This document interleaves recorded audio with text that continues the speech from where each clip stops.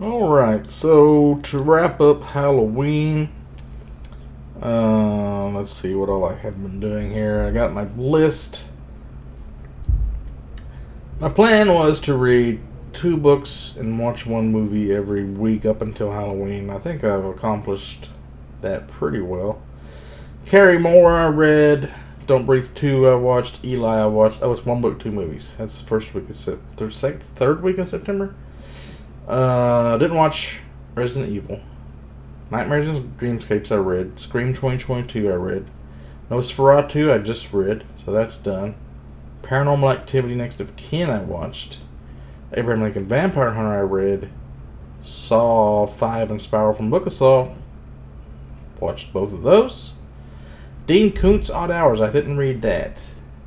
I'll get to that eventually though. Lights Out I watched. Evil Dead I watched. Velocity Dean Koontz, I didn't read that. Salem's Lot I didn't read, but I've got a woman that's selling it, and I'm waiting for her to message me back. Hellraisers, I didn't watch either one of those. And then you got the new Hellraiser that came out. I didn't watch that. The final episodes of Evil didn't come out, so I don't know if these are even going to be 3 more episodes. All the other seasons had 13. It's only been 10 episodes so far. Halloween Ends, Insidious The Final Key. I didn't talk about that one. I watched Insidious The Final Key the other day. It was pretty good. I really like the James Wan movies. I think that's one of those. I'm not sure. It's got that woman that's always in every one of them that goes into the Never Never or whatever she calls it. Pet Cemetery I didn't read either. I'll do that next year maybe. What else have I been watching? I watched this podcast last night by the guys that made Hellier, Planet Weird on YouTube. It was about. It's called the Haunted Object Podcast. I think they just started it. Maybe it's been going on their Patreon. I just now seen it because it was like the only one that they released for Halloween or something. It was really good. It's about the Amityville horror house, the haunted house, and all how the book was kind of about the real story, and then the movies, they had all these kind of weird things happening with the movies. Like a lot of it was made up. But the one thing about the Indian burial ground being underneath it was not true. Really good podcast to watch on Halloween, by the way. I watched The Angry Nintendo Nerd video about Saturday morning cartoons and how they used to be like the main networks, CBS and ABC and Fox and stuff had their own cartoons, and then they stopped doing that because the FCC made a law that you couldn't have commercials that were advertising products like toys and stuff based on the TV shows, which I didn't realize that's why they don't have Saturday morning cartoons anymore. And he mentioned something really interesting in that now that there's all these channels that are dedicated to just cartoons, it's kind of like you're isolating them away so that you don't go there unless you're specifically looking for them. Like, if it was on the main channels on every Saturday morning, and like, now that we got streaming and all these other kind of options, just like watch whatever you want, whenever you want to watch it, like nobody gets, like back then, the whole population would watch everything at the same time. Like now, you get that with like movies, where a new movie comes out, or like on Netflix when something's really popular, everybody will kind of see it. But like it used to be, kids would all see the same cartoons every Saturday morning. Because there would be like maybe 2 or 3 channels with different cartoons, and you just watch what's on. And now it's like, you don't really see them unless you put it on for your kids to watch, like the Disney Channel, and now animation's all fucked, but I don't know. I think we're missing something, and I think we need to go back to that somehow. I don't know how we could get there, but if you really want something good to watch, check out Arcane, which is a cartoon. It's CGI or cartoon based on League of Legends. A lot of people that are like booktubers and stuff, that they're into fantasy, they like this show, Arcane. I just watched the first 3, and I think after the 3rd episode it gets really good, because it's like when Jinx was a kid and then she gets older or something maybe, and it's like exploring like the magic system and the world of League of Legends. Really good music intro too. It's like that one song. It's really popular.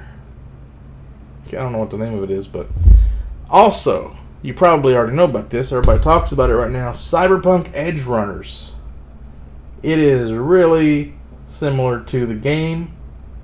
It is not for kids. There's some like hentai X-rated stuff in it, but it's just like the game. Or watch it. Yeah, it's just like the game. He like finds one of those Sandevistan or whatever, like implants, and there's like the people calling him on the phone. It pops up a little icon. It has text whenever somebody talks and stuff. It's awesome. Bleach, 1,000-Year Blood War. If you haven't seen that, it's like we're back in the 90s, boys. Bleach is on. Something else from the 90s had happened. Somebody mentioned it's so weird that all this stuff is going on again. It's like time keeps repeating itself.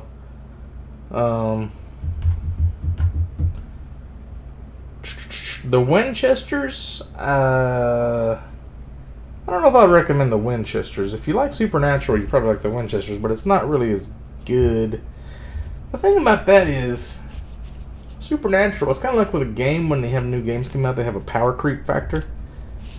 The Winchesters, as a prequel, it doesn't really work because with Supernatural, they start out fighting ghouls and wraiths and ghosts and like low-level supernatural creatures, and then they kind of get stronger to where like they go out and like, I'm gonna go kill a nest of vampires, and they come out like it was not a big deal, and then they get to where they're fighting the king of hell and demigods and the actual god and the god's sister, and like, what the fuck? The whole world's like in an apocalypse, and they're like friends with angels and demons, and like, holy god, that's so much power creep. So then you go back to like when their dad was a kid, when he still had like, I don't know if Bobby's gonna be in it eventually, but like when his mom and dad met, and they're kind of, they're gonna end up married, so that's kind of cool to watch. But like, they have these hippie friends, and it's like they already know about the men of letters and stuff, but it's like, how much, like, what's the biggest thing they could fight? Like a ghost, maybe a vampire or something. Like, they couldn't have done that much, or they would have been killed because they weren't as good as like Sam and Dean. So I don't know. Doesn't make a lot of sense as a prequel. But then, how could you have something stronger than God if you made a sequel? I don't know. I just don't see it going very far. Mr. Harrigan's Phone. I think I tried watching that movie. That's a Stephen King based story, I think. I don't know if I fell asleep during that or what happened. That movie Smile came out. I didn't even realize it was already out. And I thought The Nun 2 was going to be out by Halloween, but that didn't come out. I don't even know what the story is on that. If you look up on IMDb, there's not a lot going on with it. You can't tell if it's... It still says pre-production, I think, but it was like expected to be out in September. Then Nope by Jordan Peele. Haven't seen that yet. And I guess that's all. That's all I want to talk about. I did like The Lord of the Rings that everybody says was bad. I liked it. Sorry. And I did like House of the Dragon. Yeah, it was kind of weird, but yeah, I liked it. I guess. Yeah, it was pretty weird though.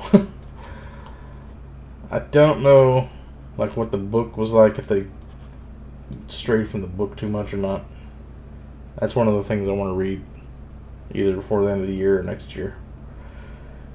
That's pretty much it. Yeah, I've got a lot of videos planned. I need to do like some ranting about restaurants and things.